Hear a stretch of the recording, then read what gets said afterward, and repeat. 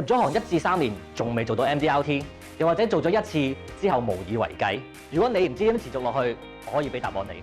成功唔係單靠運氣，係需要心態、技巧、行動去幫你。大家好，我係 Raymond，MDRT Life Member， 同時係 MDRT 爆數班嘅首席導師。當年同大家一樣，我試過迷惘，試過撞板，但係最終成功由藝人轉型，成為連續12年 MDRT。我證明咗我哋呢個行業可以幫到人，同時可以改變到自己人生。我相信保險業要更專業，同時我哋就會更受人尊重。我哋唔單止賣緊一份保單，而係整個人生規劃俾你嘅客人。當你自己得到提升，行業就會變得更好，你自然會有更大影響力，客人就會揾你。要做到 MDRT， 甚至乎 Life Member， 唔係靠膊頭單或者盲目嘅努力，而係需要掌握市場趨勢，建立系統，運用策略，提升成交率。MDRT 爆數班會幫你揾到做 MDRT 嘅心態、技巧、行動，縮短你摸索嘅時間，真正爆數，創造結果。如果你想知道我點樣幫到你，歡迎出席我嘅爆數分享會，到時見。